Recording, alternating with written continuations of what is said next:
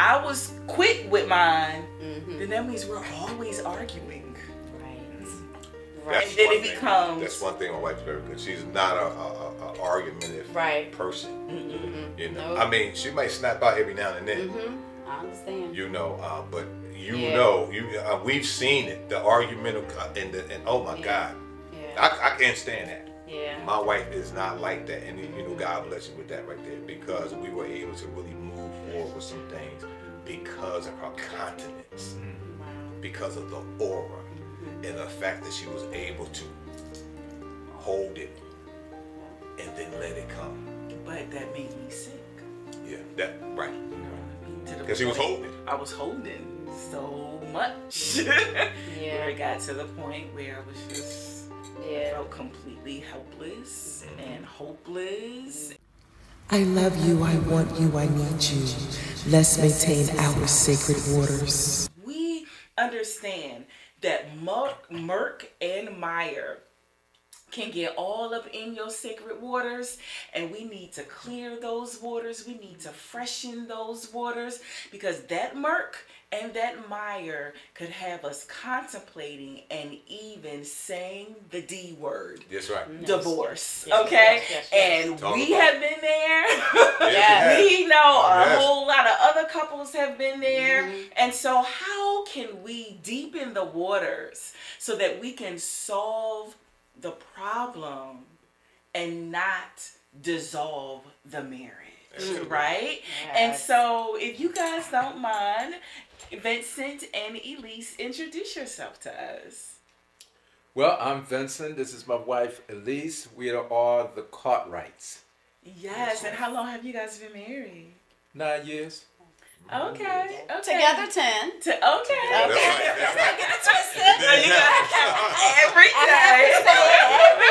Because that courting process is what leads to the marriage, right? And some stuff happened in the courting process.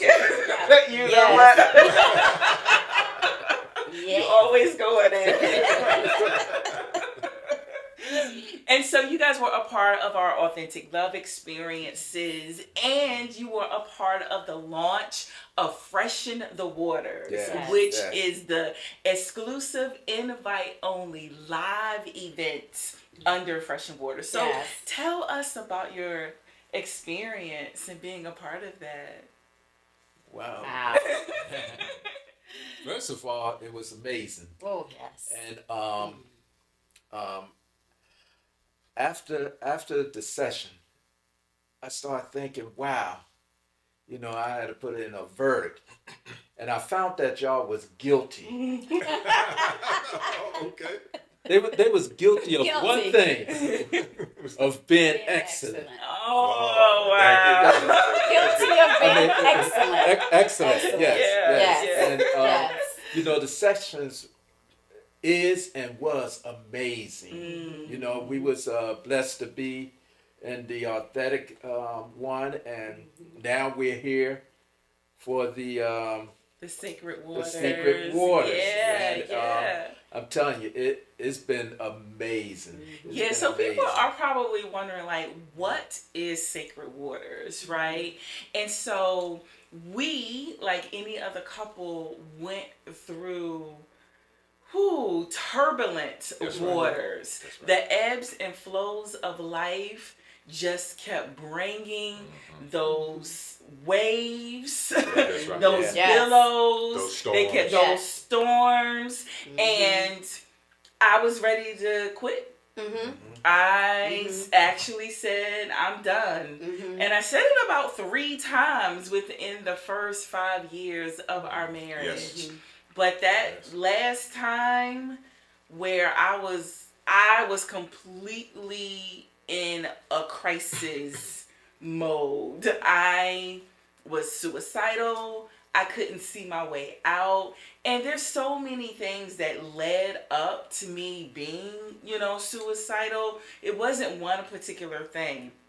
But I knew at that point that it was either me. I had to save myself. It was either me or it was the marriage. And I had a conversation with God. I'm like, suicide, divorce, suicide.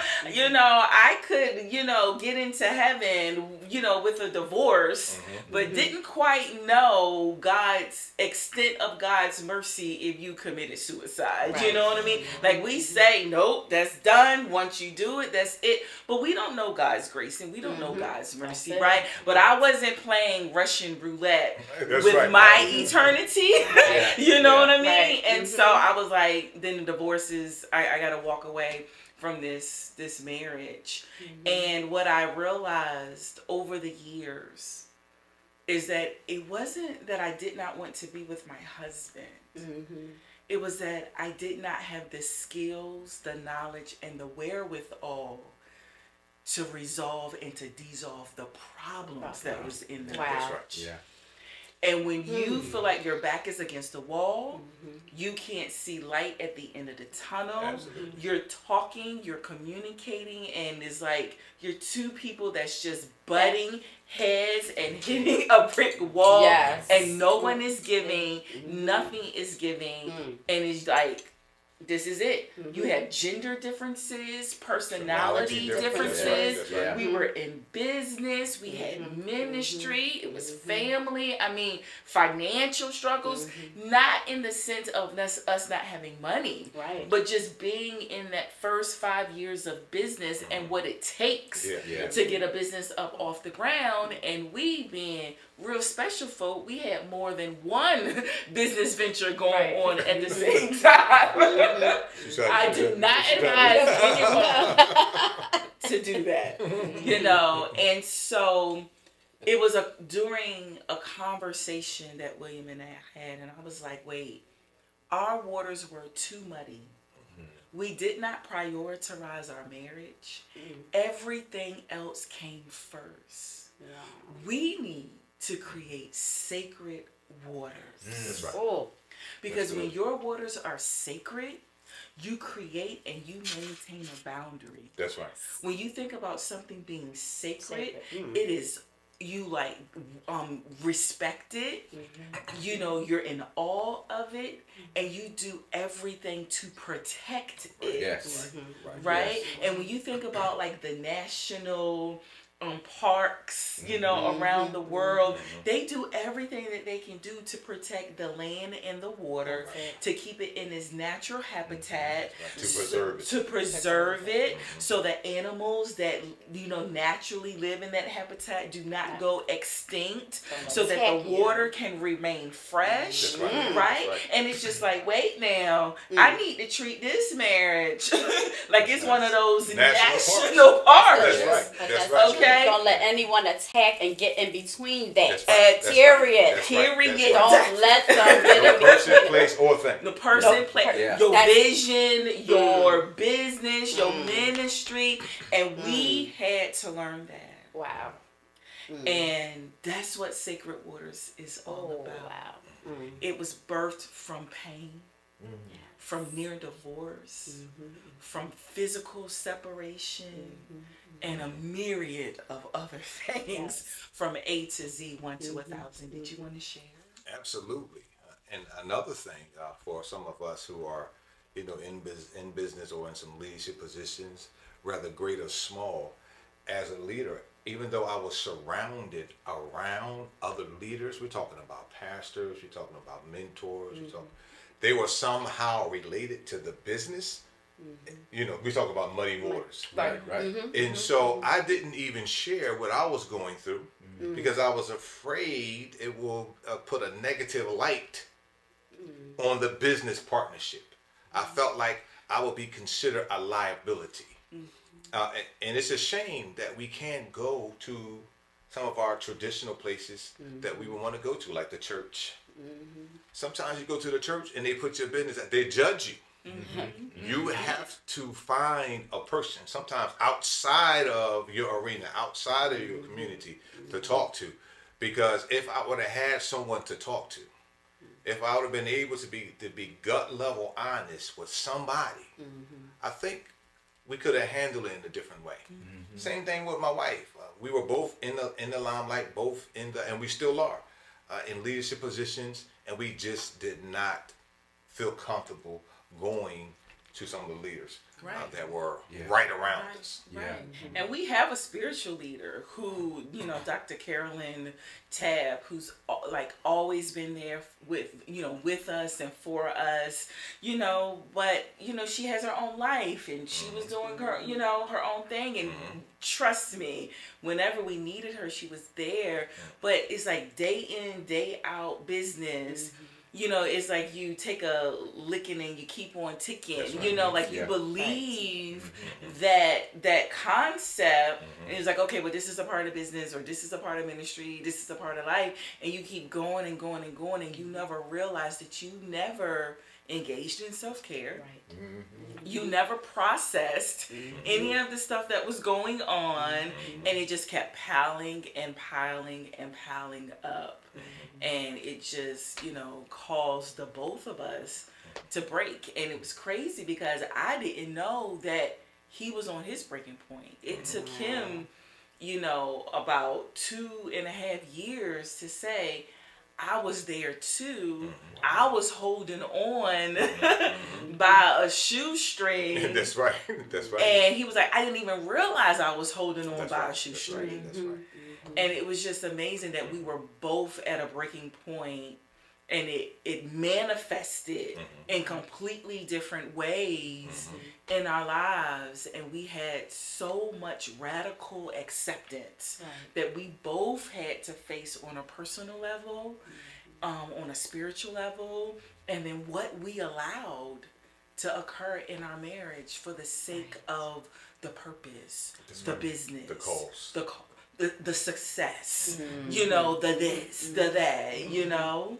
And so what we are doing here today is to talk about how to deepen those waters, right? It's like Freshen the Waters are the live events, and we come and we get fresh perspectives about different things that all couples go through. Like when we, you know, got a fresh perspective on quality time. Yes. But we took a spin on that. It's like you have to see your spouse before you can even like begin to date your spouse. Set a date and a time and stick with it and date each other. Like start off like babies. You grow baby steps. Start dating. Dates. Yes. See one another. Right? Exactly. You know, support, empathize, and make an effort. That's how you see your spouse. Did you want to share? No, I absolutely agree. I think one of the things about seeing another person is you see them where they are and as they are in the present moment. Not where we think they should be. That's the thing. Not where they used to be. But where they are right now. No, that where they used to be is good. Because we have a tendency to be like recalling stuff from the past. Oh, I was going to add. That's what I mean. Okay, and bring it up, and it was like, no, that was yesterday. Exactly. Go ahead. No, share. Oh, wow. That was a question that I was going to ask.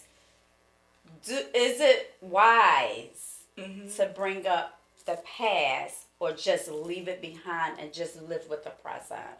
Well, I think, of course, everything is relative and contextual, right? Okay. Has it been resolved? If whatever that situation is has not, you guys haven't come up with a resolution, and it's still bothering you, and it's still hurting you, and you haven't healed, and there's some residue there, then yes, you got to continue to work through that thing until there's a resolution. But if y'all have talked about it, agreed upon it, healed, kissed, made love, sealed that thing, then let it be. Let it be. Confirmation. But you do want to address it, because if you don't address it, it'll just keep on coming back up. Right. At some point in the marriage, it will just keep coming back up, and it'll be this old garbage, and it will make your present toxic. Did I say it correctly? Definitely. It will make it. So you have to address it, But once you address it and you two as a couple come to an agreement, and you have some type of resolution around it, and some healing, and then it's best to leave it in the past, because now all things are new. It is new, and we walk in that newness. Now that's not to say it's not going to come up every now and then. Right. So now men, we have different perspectives with that. Men do not like when our wives bring up the past. We don't like that. Because for us, that was 10 years ago. We're confused. Yeah. I don't even remember that. And the wife may remember the street, the day, the time, what you had on. I had to learn. How you answer the question? Yes, the tone.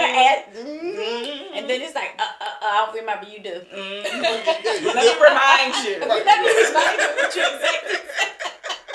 I mean, but I had to realize that there's a part that we play as men when it comes to our women and being emotionally supportive. Because our women are our backbones. Our wives are our queens. And we must be patient and tolerant in that area. Sometimes that trauma, that experience might come back up, and we might have to say 1,000 times the same thing over and over. It's okay. I love you. I didn't mean it. And that's okay. But that takes time. Like, you had to mature and develop. You definitely have to mature and develop. Because you used to, like, shut me down. Absolutely. Especially if it's like we're in the bed and we're like, you're not like making love in the bed, but just kind of, coming down, getting into our personal space. And I want to break. 3 days. 3 days. Like, you here? 3? I had to process it. Right. It took a little longer than usual. But, yeah. But one thing I found out that wasn't good. Because with me, if I get to a point, I just don't say nothing. And everything melts down. And after the 3 days, it's like, okay, you got to come out of this. And then I'm ready. And then sometimes I'm not ready. She's not ready. Yeah, that 3 days too long. Right. 3 days too long. You can't. You said, okay, let me process this. You should have processed it the first day. I'm fine. 3 days. I'm okay. But that wasn't good for me. Right, but were you really okay though? No. Right. No. No. Being transparent, honest, no. I wasn't okay. Because it wasn't really resolved. No. And it's still there. And sometimes we want when we want it. Yeah. Both sides. This is not just a male or female thing. We want the answer, we want to address it right now. Because my wife is the processor. I'm like, okay, let's deal with this right now. And my wife would need some time to process it. And then I'm like, now I got to wait until my wife is ready to process it down. And let's nip this in the bud right now. Right. But I've learned that if I allow my wife to process it, it is far better in the long run. Wow. I'm talking about far better in the long run, because when I allow my wife to go through what she needs to go through, that took me a while. That really did. Because sometimes my wife may process things totally different. Right. She may be more sentimental, more emotional. She may cry. She may talk about it. She may pray. And then I'm like, you see that look? That's how you see that look. Like, what's wrong with you? Like he looking down. You see how he looking down? Right. Exactly like. Like, what is wrong with you? What's wrong? Let's get it together now. We got things to do. Looking down on me. We got things to do. People to meet. Money to make. Judgmental tag on your high horse. Looking down on me because I process information. But he has a character trait that I wish I had. He can like deal with stuff in the moment. He's quick. He's witty. like he can come up with the answer and the solution, and I wish I had that.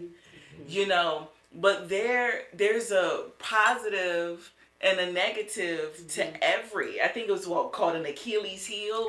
You know what I mean? To like every single thing. Yeah, absolutely. Because if I was quick with mine, then that means we're always arguing. Right. Right. And then it becomes. That's one thing my wife's very good. She's not a argumentative person.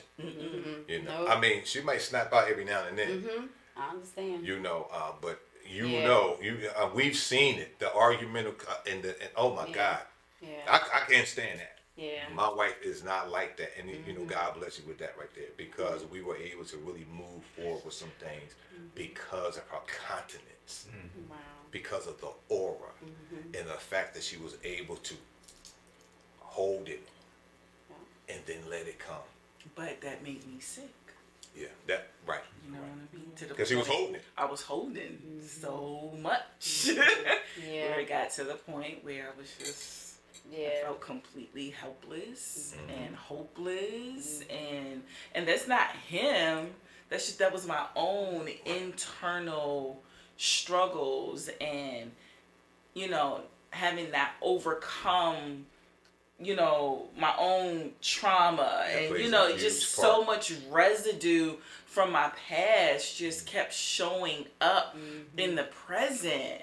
And he would say to me all the time, he was like, "Are you dealing with me, or is there somebody else here? Like, there is somebody else taking up space, because like, you're not present with me. Like, it's so much stuff that's going on with you that has nothing to do with me, you know? And it wasn't necessarily that I was with another man or I wanted another man. I just had some major issues. Yes. And we want to be over our stuff when we want to be over it, but there's a process to everything. Exactly. It's a process, you know. And so when we talk about deepening the waters, how can you make sure that murk and that mire you know, is clear? And how can you submerge yourself into the sacred waters of your marriage? And that's what we're going to be talking about. And so there are 6 steps that we came up with to deepen the waters, and it's actually the acronym for deepen. So the first step is devotion. Yes. Okay. And when you think about devotion, I know for me, like, I apply devotion in the context of my relationship to God. You know, and so it's so funny, because when you think about sacred waters, your marriage is the closest relationship that you would ever have to another person on earth. Even so that God likens it to our relationship with Christ. He is the bridegroom and we are the bride. And so that God, but similar to that devotion that you have with God, you want to create something like that with your spouse, you know, and it's like cultivating that deep sense of unconditional love for each other. Just like God has that unconditional love for us. You know, so like, how do you guys cultivate that? Well, you know, of course we've been through a tornado, and right now I think we're coming down. We're coming down, and as we're coming down, some of the things that we had talked about with our last session that we had with you guys, you know, it makes me think a little bit more of how I can make our marriage work even better, because what we had then, it was all right. But it has to get better, and we have to come together as one, as Christ wanted us to be, because we are a union. That's right. And so now what I tries to do is be more intentional of what I say and do with her. Now I know a lot of things that she don't like for me to do, and I try to change that. And at one point it was like, change for yourself. With me, I like to change for myself and the both of us. Right. So we could change together, because if I'm changing for myself, I'm leaving you out. But I can't leave you out because you're part of me. So the puzzle has to come together where I change for the both of us. Some things I change because of Elise. That's right. Some that's things right. I change because of me. But that's where the improvise comes in. And I'm trying to keep. I'm going to keep that in my mind, where I notice some of the things that will tick her off. But my wife is so up there, In what sense? Her energy, her spirit. Her energy is crazy high. Energy's high. But her walls, Oh, the it's walls. like Jericho. Okay. You have to climb up there, and you're trying to break it down, but it's like too much stucco or something up there that's keeping it there. So while we was going through that tornado, I believe some of it chipped off. And it opened her up a little bit more to hear me. Because at one point, she said, boom, she gone. I'm like, hey! I'm roaring now. And it's like, no, you stay here and hear what I have to say now. You're like, yeah, right. I'm not doing that. I said what I had to say, and I'm out. It's like, okay, you know what? Then that's what makes me shut down. Yeah. And it's like, I don't even want to talk anymore, Yeah. But to make it, better, and we just started our devotion together. And that's every day and every night. And The prayer. yeah, the prayer. But we did start off with the prayer, and now we're doing devotion and prayer, because we say God first. That's right. We never had that in our life where we put God first, regardless of anything we're doing.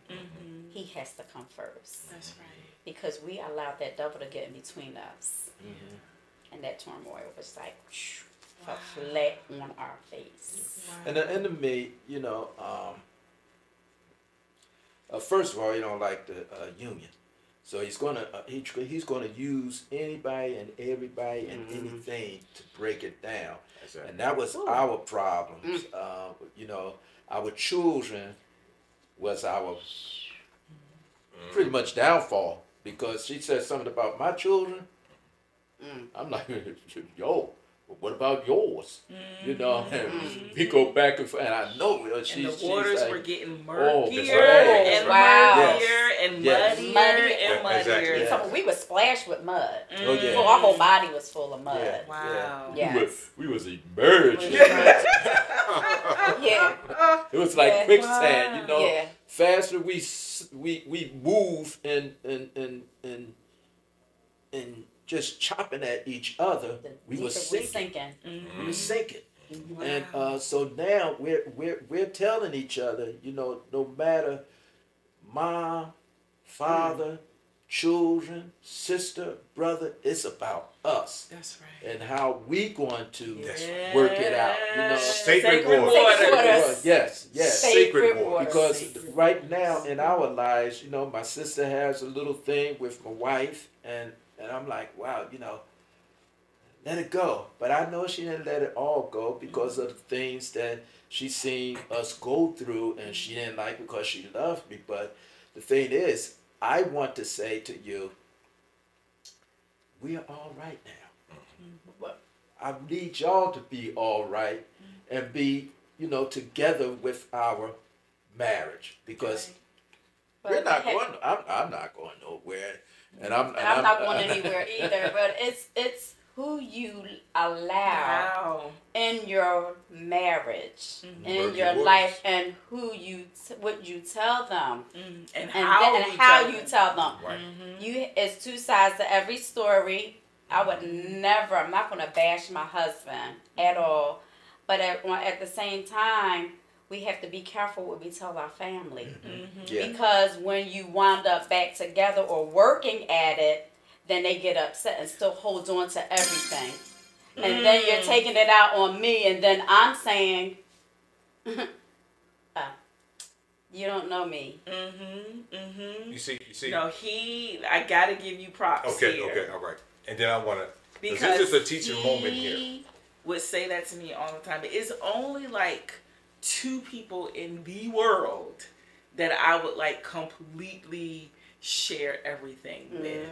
And when we first got married, he was like, no, don't talk to them. Like, this is our marriage. He was like, because what happens is you tell them things from your side because they love you. They take up for you. Yeah.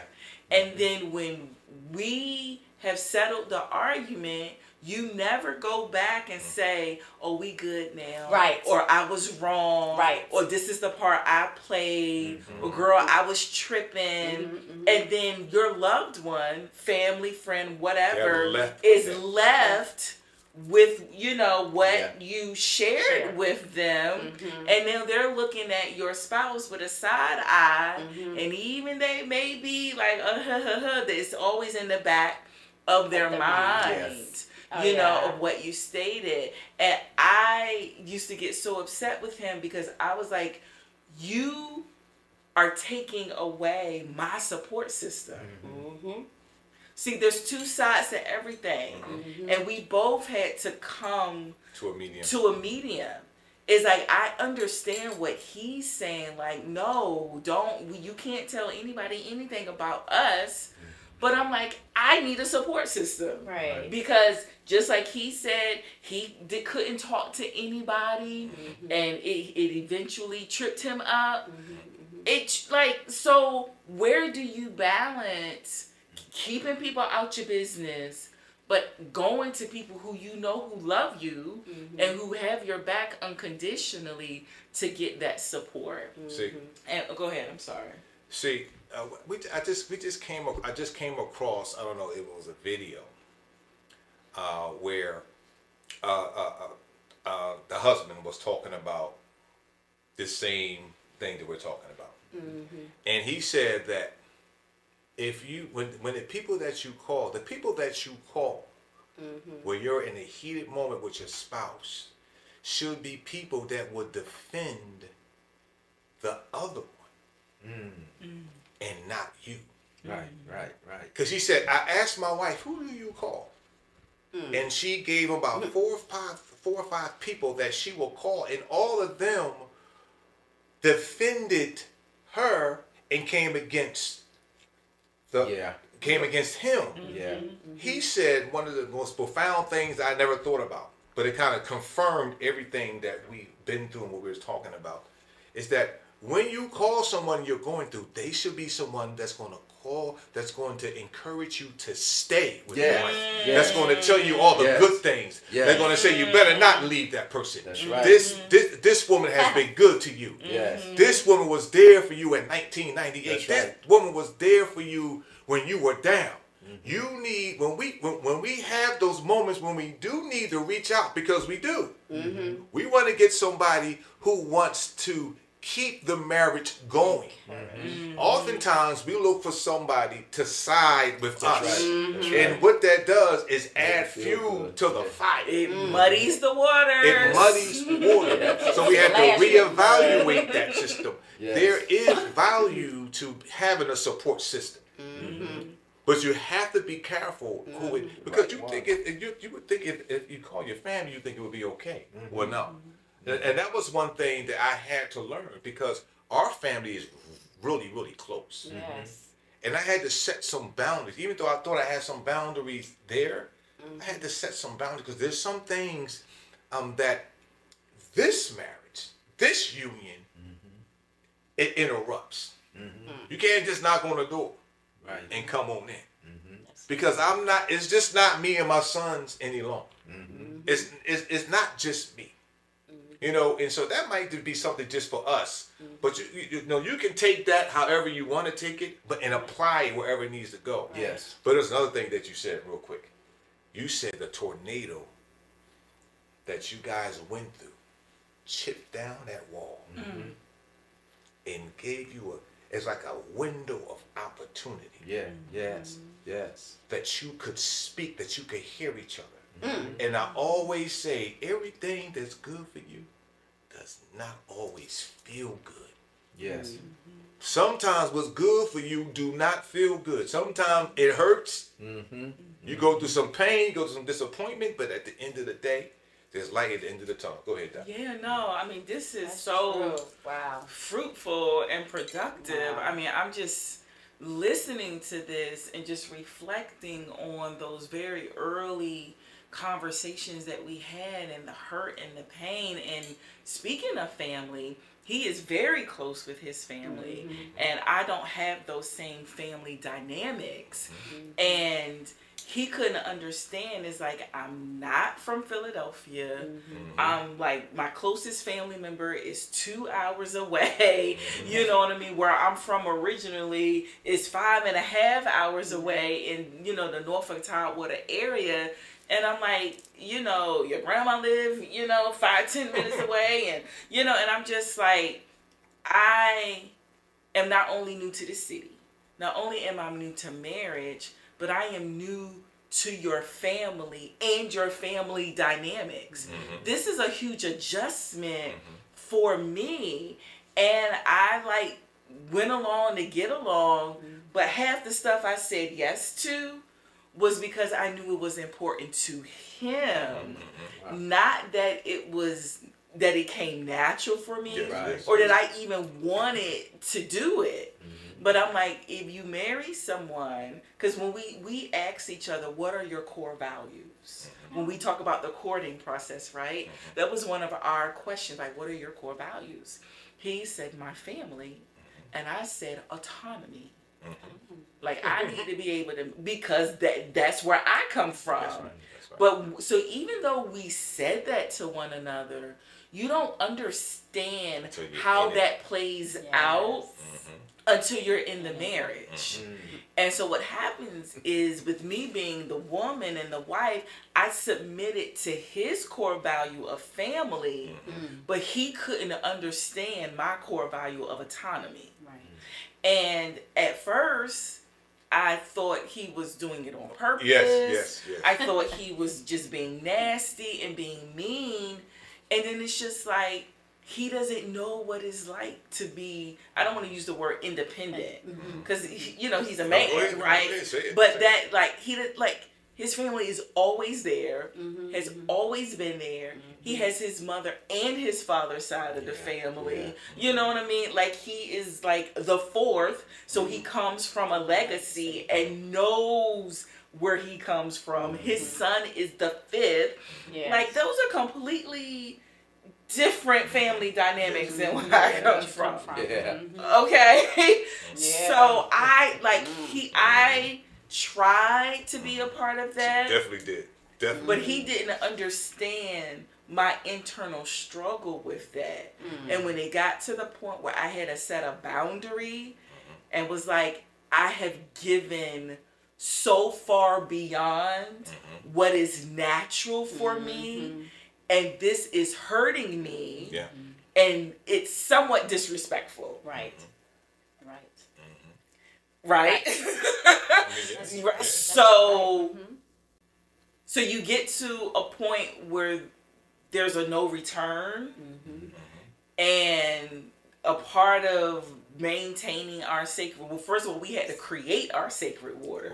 Right. That's important. We are maintaining our sacred waters. Remember, our waters were so muddy and murky that we had to clear our waters. Once we cleared the waters, then we had to create them, which are our rules of engagement and our marriage, and what's going to work and what's not going to work in order for us you just to stay through my body. You know what I mean? So you guys created. We had to clear the murk and the mire, then create it, which are, what are the boundaries? What are the parameters?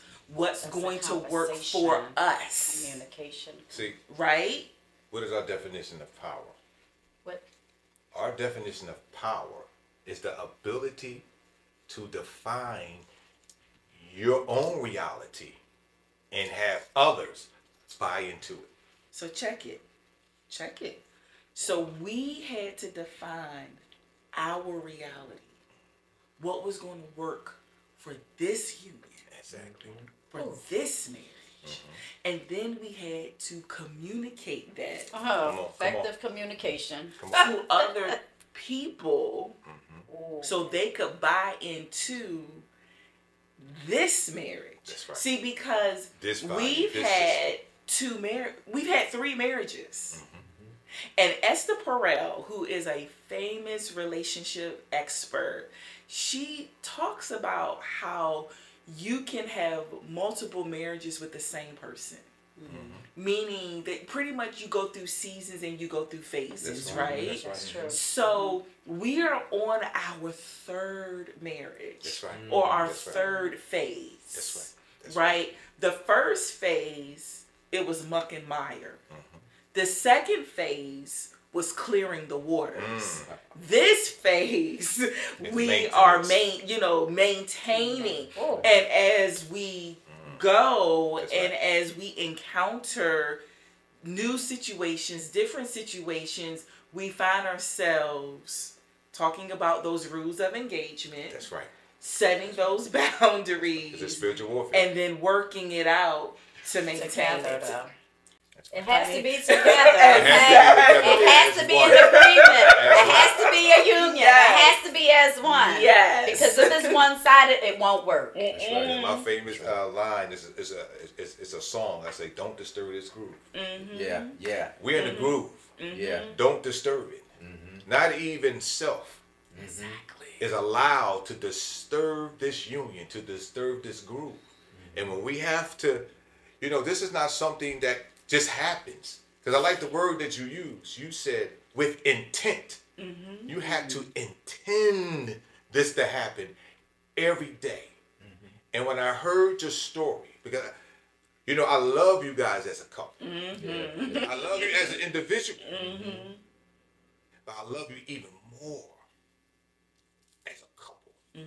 Because your wife has enlarged you. It's more of you to love. Yes. And I know you value marriage. Yes. You are a person that value marriage. And I believe divorce is not the first option. Even though it may come up. It's not the... And so because of that, we really needed to engage, to re-engage. Because we have these couple events. But when we see something going there, we want to engage. We engage with everybody. But we see some things. Because even though we've been through some stuff, we have power. We have something to give. Yes. Because we've been through pretty much everything. And now it's time. It is time. Say everything, Lord Jesus. Pretty much. Pretty much. Mercy. I mean, it could. I heard a whole lot of stuff. In terms of the struggle of marriage and the attack that is on it. We've been through that. It's work. Marriage is work, and I can say for my husband, he will stick and stay, regardless of the situation. He sticks and stay. I'm learning to stick and stay because I'm not an argumentative person. My family don't argue. We just never argue. We might disagree. You settle it and leave it at the table. because we used to sit around the table and talk as a family. So I'm real family oriented. My family, like, you know, my mom and dad isn't here anymore, but family. So that's what we used to do. Instead of doubting each other, trust each other. So that's what I go by. We don't argue, don't doubt, ask, like communicate with each other to trust. Got you. Because if you say something, oh no, no, that's not you. No, don't doubt. Don't go and say no, that's not you. No, we have to talk about it and leave it alone. So I'm not an argumentative person. We need to communicate better. Right. Effective commitment. You gotta effectively communicate because that's important. Yeah. We can't shut down on each other and assume this is what we're gonna say. Let us say it amongst each other. I know I usually talk over him, and that's one thing that I've learned is to listen. He's an excellent listener. Like he will listen. Me, I'm everywhere. And I'll try to overtalk him. I need to tone it down. Gotcha. Period. Tone it down. Yeah. And listen to him. Yeah. And then speak after he's done. Yeah. See, but that's the same way with me. Because when she says some things, it's like, oh, I gotta say this before I forget. Say that again. Come on, say it. Oh, look at the camera. I have to say it before I forget. So we're not listening because we think about what we're going to say next.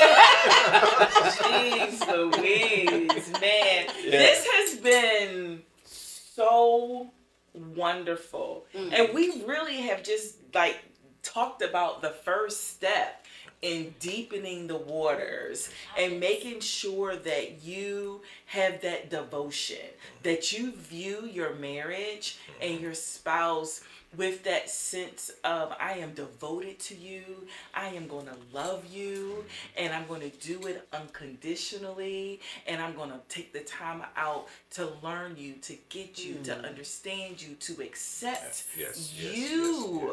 Because you are the one whom I chose, and just like I want to be accepted, then I am going to accept you, and I devote my life to you, and we are going to grow together, we're going to change together, we're going to develop together.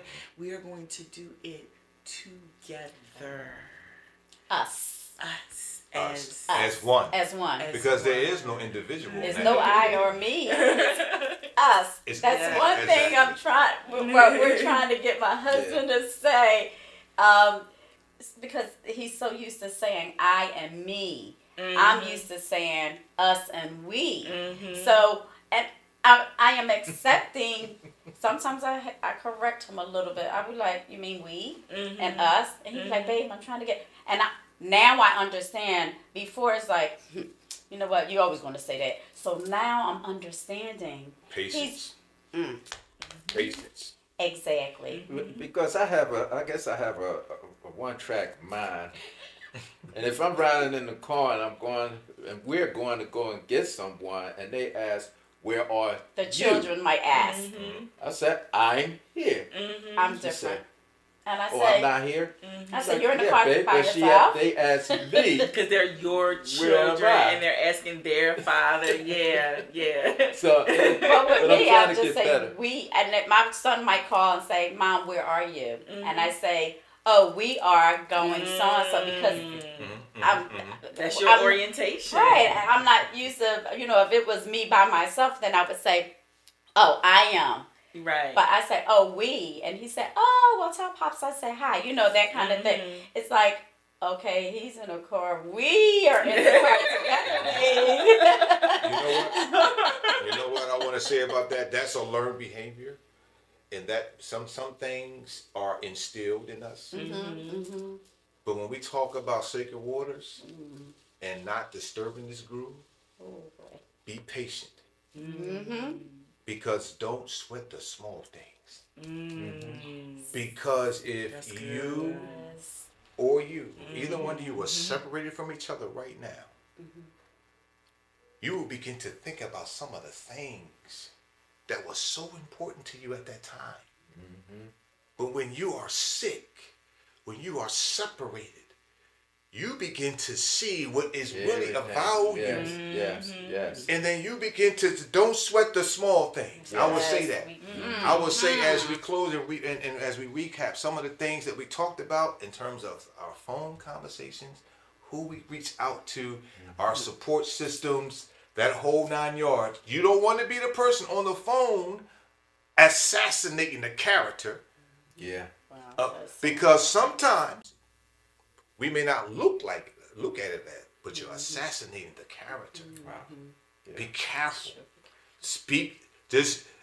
There's a way to say this is from my perspective, because sometimes you got to get it out, and you have to get it out with someone you trust, that's there for you, and that might not be family right now. Not at all. It might be outside of the family. Doc, you wanted to? No, that was really good. We would love to have you guys back. Are you willing to come back? Yes. Oh, this is so good. We say you guys are stuck with us. We were just we do a lot of praying together, and we always include you guys in our prayer. Oh, thank always. you. Thank you. And we always say we greatly appreciate y'all union. Yeah. We always say we pray for y'all union to get tighter, yeah, where no one can come in between it. Yeah. And we appreciate you because we are learning more, a lot of things from both of you. We greatly appreciate both of y'all. Oh, this is so we wonderful. Love y'all. We love you. Yes. We feel the same way. I just want to let you know. I'm telling you, I love this couple here. Oh my God. Y'all stuck with us, so I'm sorry. No, this is so wonderful. And so the next step to deepening the waters is empathy. So that will be the next topic of discussion. And so we are looking forward to really talking about how you can empathize with your spouse to deepen the sanctity of your marriage and of your waters. All right? Love on each other. God bless you. God bless you.